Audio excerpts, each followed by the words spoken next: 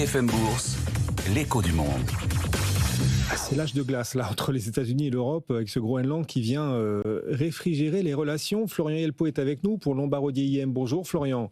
Les menaces de Donald Trump là, qui menacent donc de 10% de droits de douane supplémentaires au 1er février puis 25% au 1er juin, 8 pays de l'OTAN. Est-ce qu'il faut les prendre au sérieux ou finalement pas tant que cela dans la mesure où il est difficile d'imposer des droits de douane pays par pays puisque l'Europe est un marché unique? Bonjour Guillaume, bonjour à tous. Absolument, merci de me recevoir.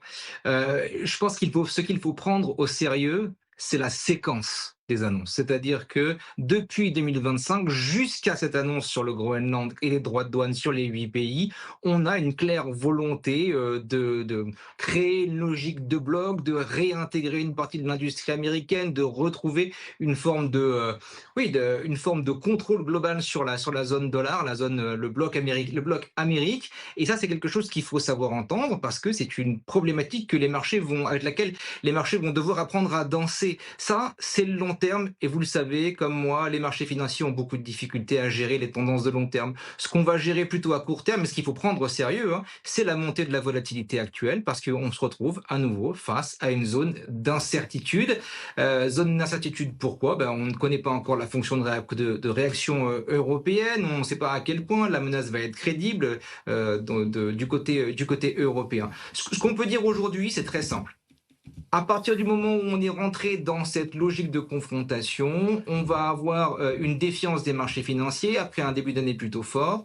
Côté européen, on a, la sensation que l'Europe est quelque peu la victime, encore une fois. C'était déjà le cas en 2025, ça explique la souffrance des actifs européens.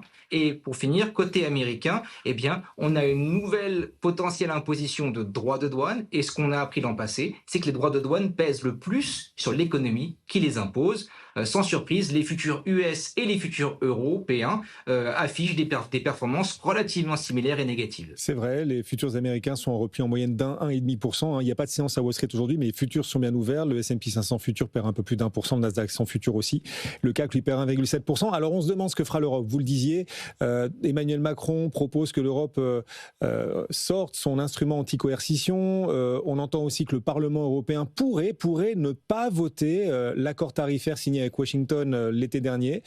Et puis cette question autour du Mercosur, parce que le Mercosur, lui, a été signé ce week-end et on se dit, avec ce qui est en train de nous arriver avec les Américains, est-ce que finalement, c'est pas la meilleure démonstration, ce qui est en train de se passer? Est-ce que Donald Trump n'est pas le meilleur avocat de ce Mercosur, à savoir une Europe qui aurait besoin de diversifier ses partenariats?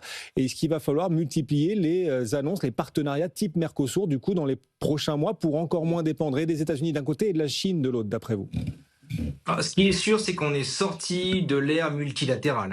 L'ère multilatérale, c'est l'ère qui a porté les marchés depuis 2000 et puis l'entrée de la Chine dans l'OMC, dans l'Organisation mondiale du commerce. Depuis 2018, on est sorti de cette logique-là. On est dans une logique bilatérale pure. Simplement, ce qui est en train de se superposer actuellement à cette dimension bilatérale, c'est la formation de blocs. On a un bloc Amérique, j'en parlais, on a un bloc Chine et tous les deux sont conscients justement d'être des blocs et de devoir travailler sur leur domination des ressources, leur domination militaire, leur domination technologique. Il y a un aspect également démographique en filigrane. L'Europe, c'est le bloc qui s'ignore encore, qui n'a pas encore bien intégré le fait qu'il devait se comporter comme un bloc, accélérer son intégration.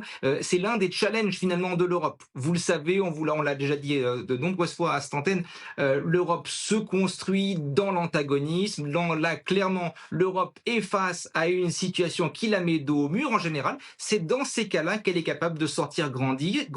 Voyons comment les dirigeants européens répondent à cette menace. Il y a plein d'outils à sa disposition. Avec la crainte que derrière, Donald Trump surenchérisse à nouveau si les Européens ripostent et s'il finissait par lâcher l'Ukraine. Tiens, en riposte, voilà, en disant écoutez, puisque c'est comme ça, pas de droits de douane supplémentaires, mais l'Ukraine, vous vous en débrouillez. C'est une thématique qu'on abordera aussi dans la suite de BFM Bourse. Merci Florian de nous avoir accompagnés. Florian Yelpo pour Lombard Odier.